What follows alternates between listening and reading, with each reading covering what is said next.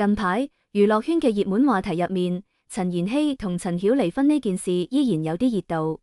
自2025年2月雙方正式公布離婚之後，輿論嘅浪潮就一直冇停過。網友對呢段曾經令人羨慕嘅婚姻結束都係唏噓不已，同時對陳妍希離婚之後嘅生活同事業發展都好有興趣。離婚消息公布之後嗰段時間，陳妍希一舉一動都好受人關注。佢工作室先係發咗份維權聲明，正面回應網上對佢過往情史嘅無端猜測同惡意抹黑，展現出好堅韌嘅一面。跟住佢好快就投入新嘅事業征程，接咗賴聲川執導嘅話劇《鏡花水月》，喺舞台上挑戰一個隱忍又帶極端執念嘅復仇女主角。呢一系列動作令人睇到一個全新嘅陳妍希，好似佢正以破竹之勢喺離婚之後嘅生活開啟新嘅篇章。陳妍希出身喺一個普通家庭，國中畢業嗰陣，佢就遇到人生第一個重大挫折，父母離婚。呢個變故對年少嘅佢嚟講，無疑係一個好沉重嘅打擊，但佢冇因此而消沉。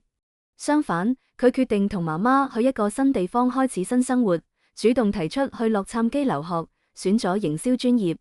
喺洛杉磯求學嗰陣，陳妍希展現出好出色嘅社交能力，人緣好到不得了。佢唔止學業上努力進取，仲受歌舞劇課影響，對表演產生咗濃厚興趣。呢段經歷就好似一粒種子，喺佢心入面種下咗表演嘅夢想。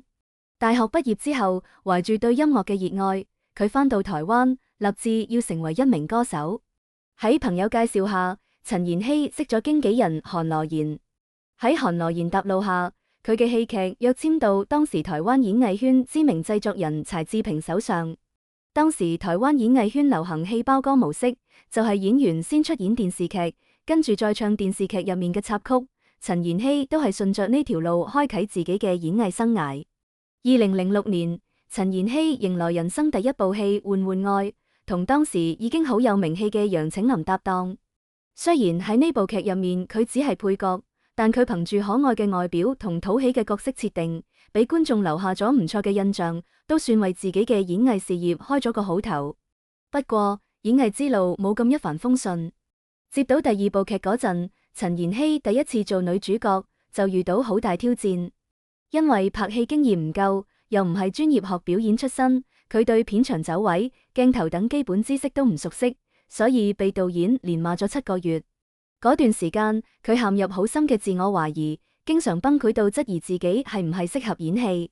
就喺佢猶豫唔決要唔要繼續堅持演藝事業嗰陣，佢爸爸俾咗個建議佢，俾自己設定一個期限，如果到時候演藝事業都冇起色，就轉行。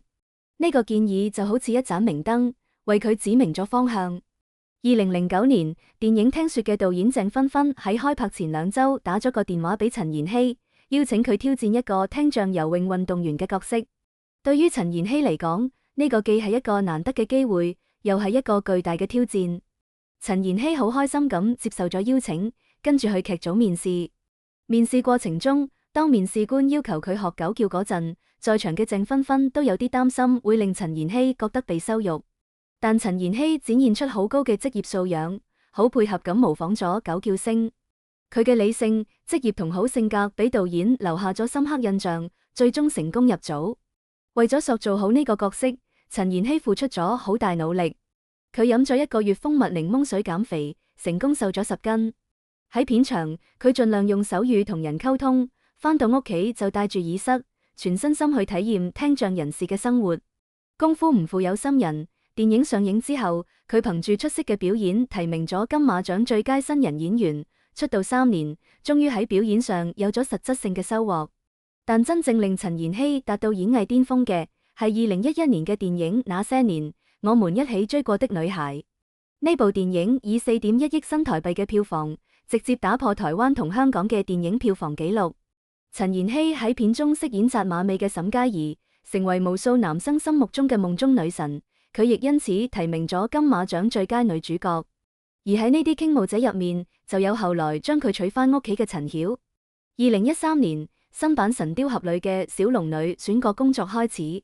于正一開始敲定嘅人選係楊穎，但因為檔期問題，楊穎同呢個角色無緣。咁樣已經成為楊過嘅陳曉就向導演推薦咗陳妍希。佢同導演講，陳妍希喺演《那些年》嗰陣，校園女神嘅感覺好正，自己都好想同佢合作一次。于正聽咗陳曉嘅建議，將小龍女一角交俾陳妍希。不過陳妍希係二胖體質，稍微食啲嘢，面就顯得好圓。向來對女演員身材要求苛刻嘅導演，多次產生咗換人嘅想法。為咗保住呢個角色，陳妍希開始咗艱苦嘅減肥之旅。佢連住食咗好幾個月冇任何調味嘅嘢，為咗消腫，每日早上都會用冰敷面。臨近拍攝前一周，于正話佢面上嘅蘋果肌已經瘦落嚟。陳妍希終於成功保住咗呢個角色，成為繼劉亦菲之後嘅又一版小龍女。雖然陳妍希版本嘅《神鵰俠侶》播出之後引嚟全網吐槽，但對陳曉嚟講，陳妍希係最特別嘅存在。不過佢冇喺拍攝期間立即表明心意，而係拍攝結束1年之後，喺宣傳活動嗰陣向陳妍希表白：我覺得你好似我老婆。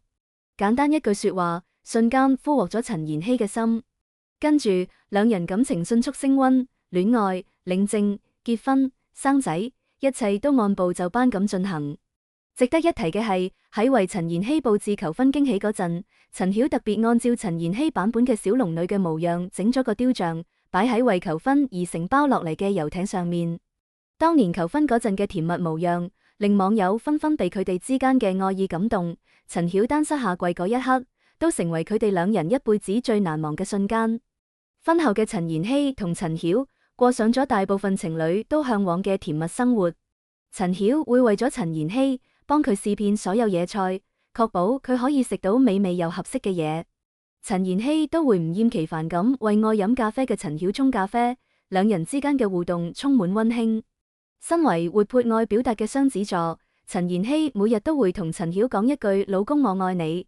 佢渴望喺感情入面保持親密同浪漫，同時佢好怕異地戀，所以婚後毅然離開台灣，定居到內地。跟住丈夫同時進組嗰陣，佢會主動搬去陳曉住嘅地方。就算自己嘅通勤時間會因此增加好多，喺佢心目中冇咩比夫妻兩人可以待喺一起更重要。不過隨着時間推移，婚姻生活逐漸露出佢現實嘅一面。後來嘅陳妍希喺提起婚姻嗰陣，會不自覺咁吐槽陳曉婚後變得唔再浪漫，生日禮物唔再精心準備，就連約會都1年只有1-2次。再後來佢俾未婚女性忠告嗰陣，雙眼唔再靈動。一句女孩子唔好為咗結婚而結婚，道出咗佢喺婚姻入面撞過嘅南牆。略帶落寞嘅神情下，係佢喺呢段婚姻入面付出過又釋然過嘅沉澱。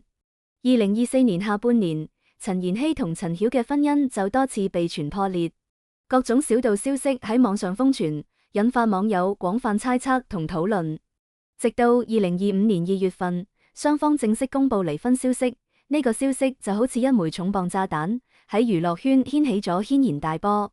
離婚之後，陳妍希嘅過往情史都被網友爬出嚟，一時間佢曾經清純女神嘅形象受到好大衝擊。但陳妍希冇就此消沉，而係通過工作室發維權聲明，正面回應呢啲唔實傳聞，展現出強大嘅耐心同應對危機嘅能力。離婚之後嘅陳妍希好似解開咗身上嘅枷鎖，徹底解鎖咗事業女王模式。佢接咗賴聲川執導嘅話劇《鏡花水月》，喺劇入面挑戰一個隱忍又帶極端執念嘅復仇女主角。製作人丁乃竺直言，隔咗好多年都仲為沈佳而心動。賴聲川更加一眼認定佢可以勝任呢個角色，稱讚佢比排練場帶嚟滿滿嘅能量。為咗演好呢個角色，陳妍希付出好大努力。佢每日最早到排練場，最遲離開，反覆打磨每一個細節，從角色嘅台詞到動作，從表情到情感，佢都力求做到完美。最終，佢用出色嘅舞台表現贏得滿堂彩，令觀眾同業內人士都睇到佢作為演員嘅深厚功底同無限潛力。除咗話劇領域，陳妍希喺影視方面都全面升級。佢同周柯宇合作嘅偶像劇《追擊蝴蝶》，年齡差19歲嘅 CP 感被網友熱議。喺劇入面，佢展現出成熟女性同年輕男性之間嘅獨特情感魅力，吸引咗好多觀眾目光。此外，陳妍希仲以慧眼推選人身份加入青鳥作家導演起飛計劃，同李少紅、秦海璐等前輩並肩。從演員到行業觀察者，佢實現咗職業身份嘅華麗轉變，用實際行動證明離婚唔係終點，而係重新出發嘅契機。如今嘅陳妍希早已擺脫咗陳曉妻子嘅標籤，佢用自己嘅努力同才華喺演藝事業上取得咗新嘅突破。佢唔再係嗰個依賴婚姻同他人認可嘅小女孩，而係一個獨立、自信、有魅力嘅女性。喺面對生活挫折同輿論壓力嗰陣，佢始終保持樂觀積極嘅態度。佢用工作填充自己嘅生活，用成就證明自己嘅價值。至於陳曉係唔係後悔，或者已經唔再重要，畢竟各自安好先係對過往最好嘅告別。而我哋都好期待佢喺未來日子入面可以帶俾我哋更多驚喜同感動。